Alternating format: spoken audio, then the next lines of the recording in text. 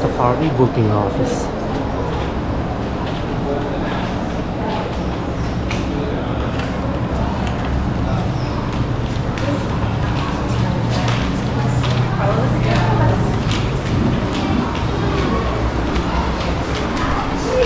Now you're walking fast. She's excited. The great savannas of Africa, and of course, to share it with you. Today, Kilimanjaro Safaris will take you on a journey into the heart of the reserve to see some of the many remarkable animals that call the savannah home. Seeing animals in their natural habitat can be one of the most rewarding and memorable experiences of your life. But to see animals in their natural surroundings, you must be alert and keep your eyes open. Turtle. I like turtles.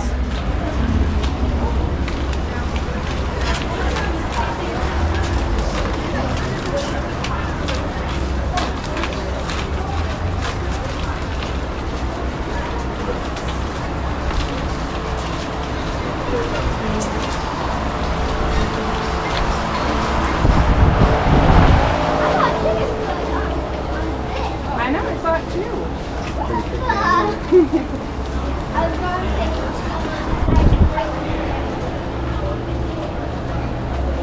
There's a lot of leaf prints too.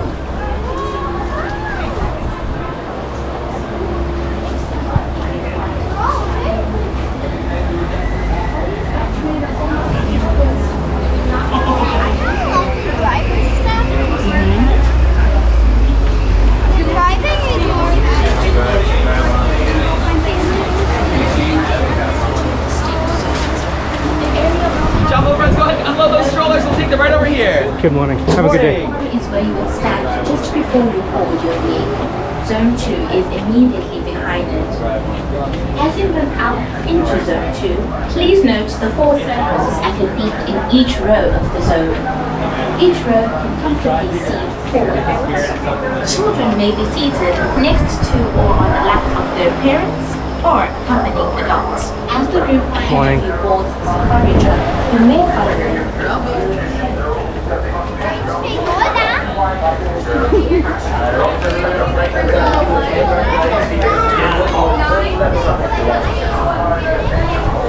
To ensure a safe and pleasant trip, you should be in good health and life lack of any problems, motion sickness, or other conditions that could be aggravated by this adventure. All the way up to the gate, guys. All the way up to the gate. How many here? Row 2. Let me hear guys. 3, row 5. Welcome aboard Kilimanjaro Safari, everyone. My name is Christine, and I'm going to be your guide today as we go through the Harambe Wildlife Reserve. For your safety, please remain fully seated, keeping hands, arms, feet, legs, children, everything completely inside the truck at all times. If you look above your heads, you're going to see an animal spotting guide. It's going to help you identify some of the animals that we may see on our journey today. We won't see them all, but we usually get pretty lucky. Now, my friends, our journey begins in the Little Aturi Forest section of the reserve. The forest is home to animals that are going to rely on their camouflage and coats to remain safe from predators, so these animals may be a bit more difficult to spot. I'll do my best to point them out to you as I see them. And y'all are about 2 feet higher up than I am, so if you see something that I don't acknowledge, just describe it to me and we'll talk about it a little bit. I have a better vantage point of the road than the animals.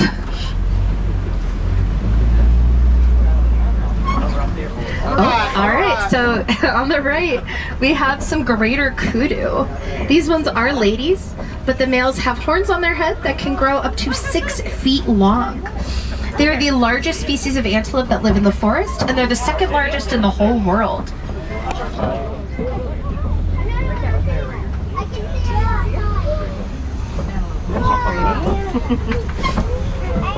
Very pretty. Very cute.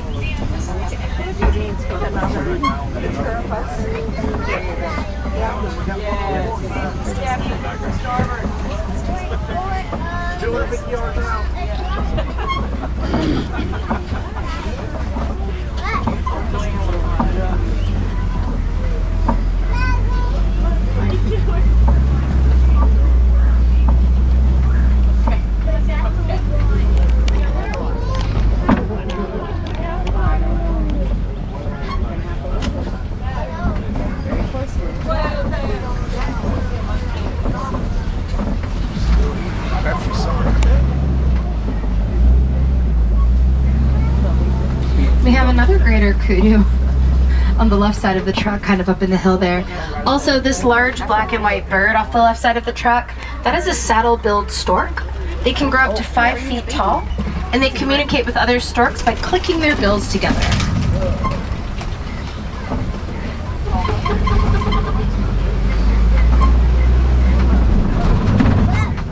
Now, my friends, we're entering the Safi River section of the reserve. The Safi River is home to many kinds of aquatic animals, including hippos, so keep your eyes peeled. You may be able to spot some hippos in or near the water. They have sensitive skin, and staying submerged in the water helps protect their skin from the elements.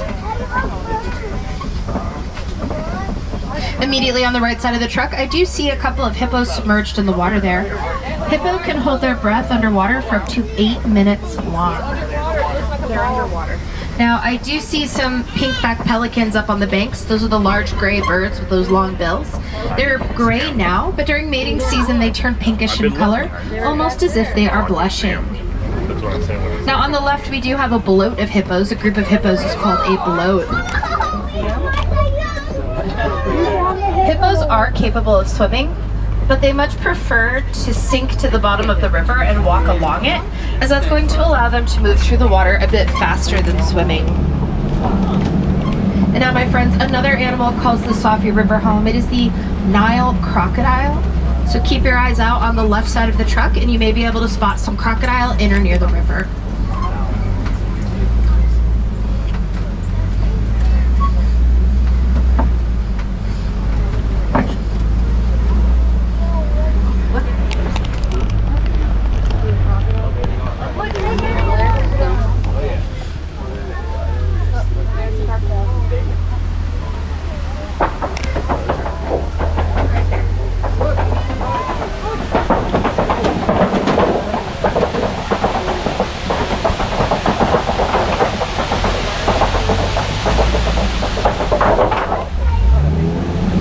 Nile crocodile can weigh up to 500 pounds and measure anywhere from 16 to 20 feet long. They have powerful jaws that can crush the bones of their prey, but they're also really good parents, and they use those same exact jaws to roll their eggs around in their mouths in order to help their young hatch.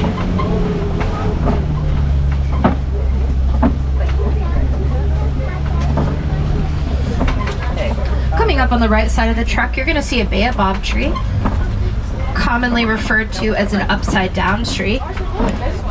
If you look at it, it does sort of look like its roots are sticking straight up in the air. However, those are its branches. Baobab trees remain leafless for up to 9 months out of the year in order to help them conserve water, as they tend to grow in dry and more arid environments. Because of their ability to thrive in such harsh conditions, they are also sometimes called the tree of life. We're now entering the savanna section of the reserve. The animals that live in the savanna rely on their size and speed to help them stay safe from predators. So the animals that live here may be a bit easier to spot. Immediately off the right side of the truck, kind of off in the distance, I do see a giraffe out there. I also see a sable antelope walking around. We'll talk about those animals more as we get a little bit closer to them.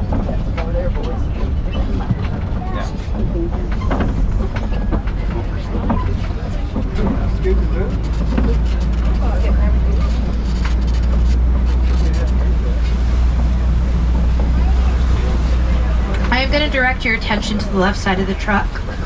On the left, you're going to see a den, and den are popular homes for many predators, including African painted dogs.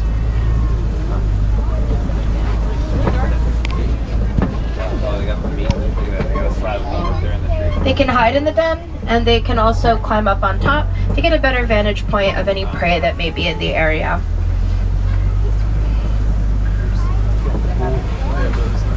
Now, we have views on the left of some animals. We have an Ankoli cattle. These are those large cows with the extremely big horns on top of their heads. They're the only domesticated animals that live on the reserve. We also have view of a Maasai giraffe. We can tell that it's a Maasai giraffe because it has an irregular pattern on its coat. This irregular pattern is as unique to the giraffe as fingerprints are to humans. Now on either side of the truck we have really nice views of sable antelope. They're these reddish brown antelope with those long swept back horns on top of their heads. Those horns are to deter predators such as lions from trying to jump on their backs. They are extremely protective of their herds and their families, which is why they are the emblem of the Harambe Wildlife Reserve. Because just as they are so protective of their herds, we're protective of our animals here at the reserve. Another really nice view of a Maasai giraffe. I'm going to pause here for just a moment so y'all can get some pictures, because it's posing so nicely. Giraffe are the tallest land animals on Earth. They can measure anywhere from 18 to 20 feet tall. And when they are first born, they are already 6 feet tall. So quite tall babies. Squirrel! Giraffe have long, powerful legs, which allow them to run up to 30 miles per hour. Those legs also deliver powerful kicks, so strong that they can knock out a full-grown lion, so predators are not likely to mess with an adult giraffe.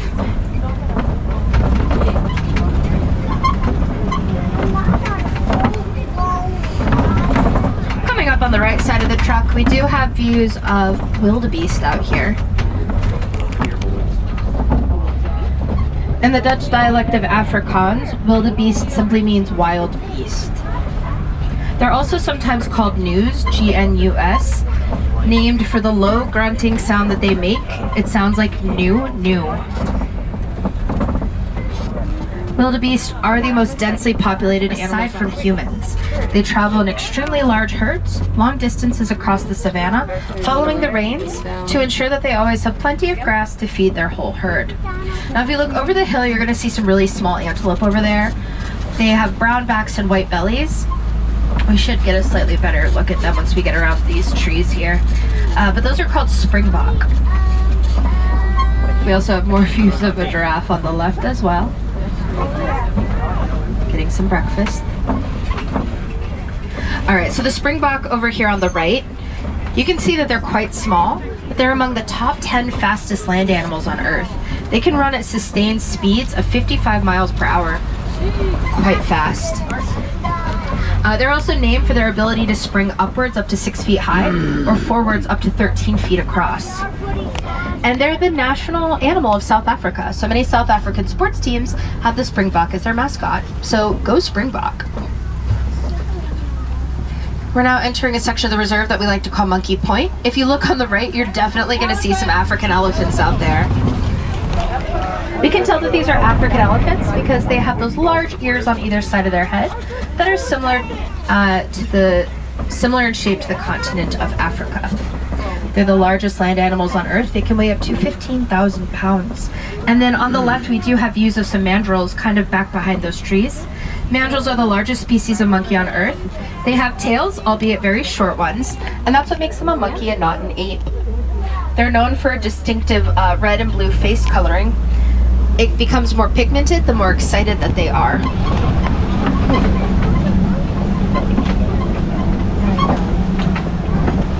Now mandrills and African elephants' homes are being threatened by the mining of a metallic ore called coltan. Coltan is commonly found in small electronic devices such as cell phones. So one way that you can help these animals retain their homes in the wild is by recycling any cell phones that you're no longer using. Many local zoos will recycle your cell phone for you. All you have to do is drop it off.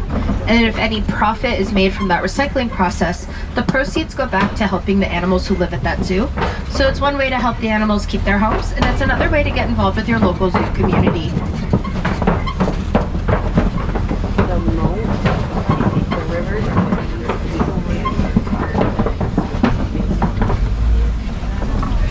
Now on either side of the truck, you're going to see red clay deposits. might not seem too exciting, but red clay is a critical component of an African elephant's diet. If you look in the clay, you're going to see some tusk markings. The elephants eat the clay, and it provides them with minerals and nutrients that they need to survive, kind of like a daily multivitamin.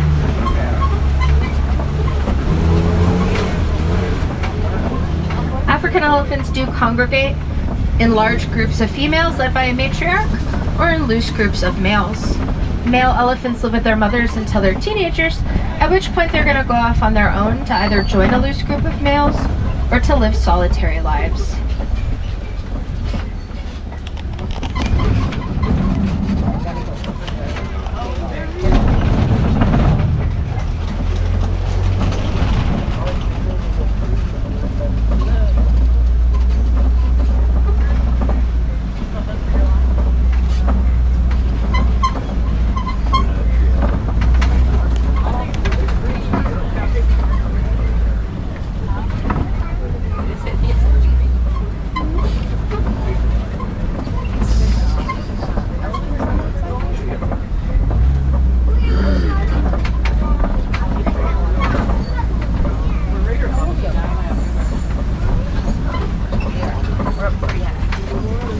This puddle is actually pretty high with all the rain lately.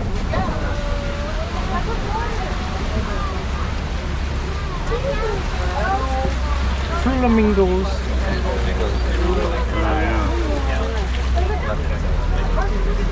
Coming up on the left side of the truck, you're going to have views of greater flamingo. Flamingo are known for their distinctive pink coloring. They get this coloring from the copious amounts of brine shrimp that they consume. If you watch the flamingo, you're going to see them sticking their entire heads underneath the water. They're filter feeders, so they're filtering out those teeny tiny brine shrimp that they eat by swishing their beaks back and forth under the water. If you watch the flamingo, you're going to see a few of them with gray heads and faces. When flamingo are first born, they're small, gray, and fluffy. It takes about 2 to 3 months for them to reach their full size, and 2 to 3 years to reach their full pink coloring. So the ones with the gray faces are just young. It's the opposite. Right. Dye my hair pink, I'll be happy.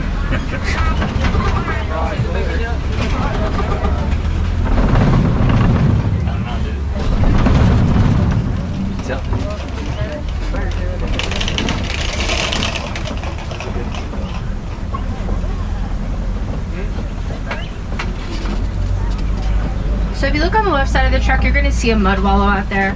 Mud wallows are popular gathering places for animals like African elephants and white rhinos. Elephants have sensitive skin, so you'll often see them using their trunks to fling sand or mud onto their backs to act as nature's sunscreen and insect repellent. Whereas rhinos are going to dive right in and roll their entire body around in that mud wallow in order to coat their bodies head to toe in a thick layer of mud.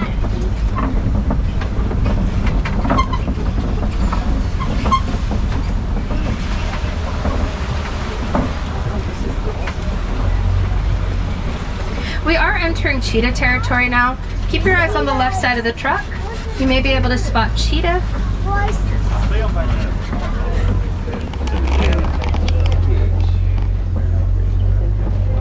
Cheetah are the fastest land animals on Earth.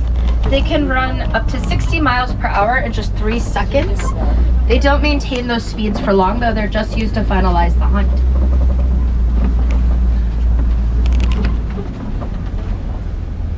Cheetah are one of the, just tucked back behind the barn there. Cheetah are one of the only big cats that hunt during the day. As such, they have black markings under their eyes, which act as nature's sunglasses. It's a similar, there's an ostrich right in front of the truck. It's a similar concept as to when athletes. There's also a lion up there at the top of the Kopi Rock Formation. He's up at the way top. Yeah, get those cameras ready. I'm going to pause for y'all for just a moment because he's posing so beautifully. Wow, really king of the jungle right there. So lions like Kopi Rock formations because the rocks heat up under the sun, and the big cats like to take naps on those nice warm rocks. They also like to climb up to the top and survey their territory. because they are territorial creatures. They have powerful roars that can be heard up to 5 miles away. And lions lions are going to spend about 16 to 20 hours of their day sleeping or resting, and we do have a few female lions up at the bottom of the rocks there.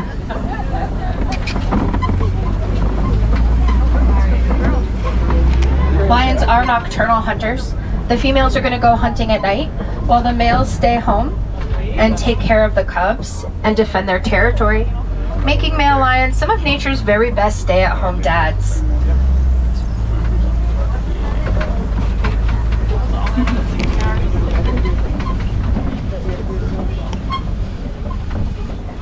Now, ostrich are the largest birds on Earth. They're flightless despite having a long wingspan. Their wings are used to help them change direction as they run, and they can run up to 35 miles per hour.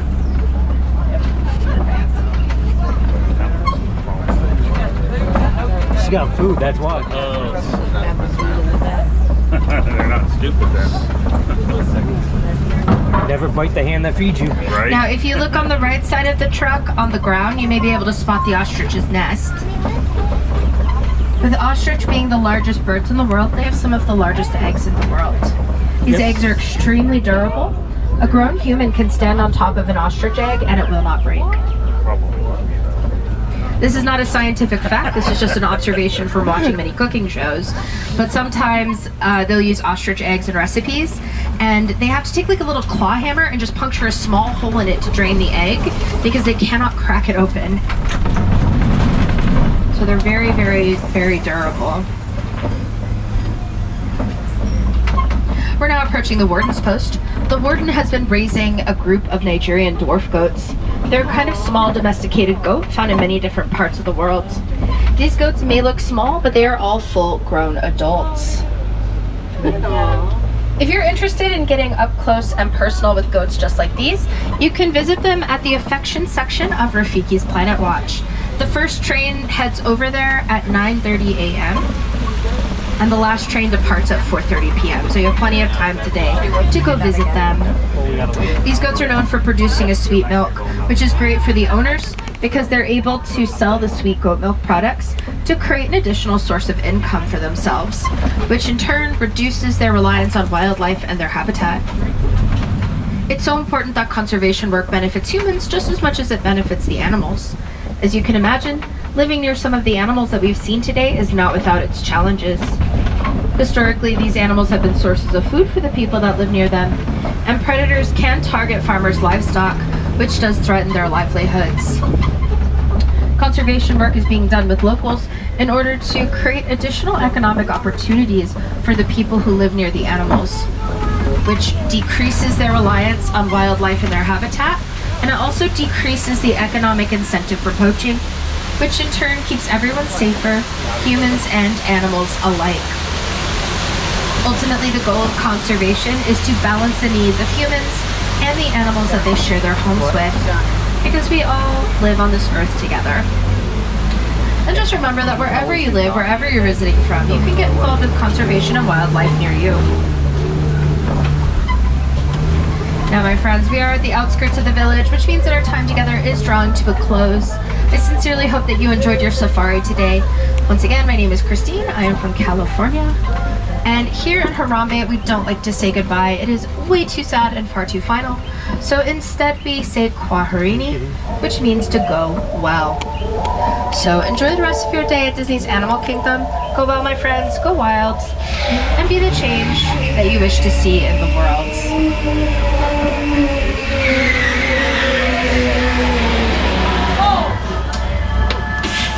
Alright folks, please watch your hands, arms, feet, and legs. Those doors are going to be sliding open on the right.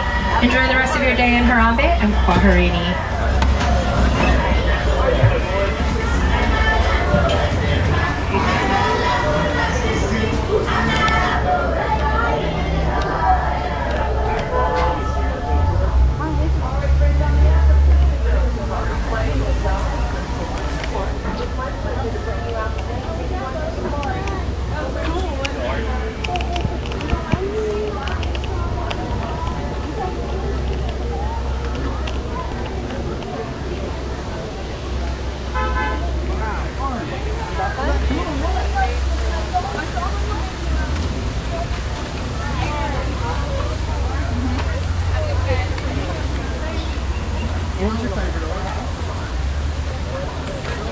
Indeed.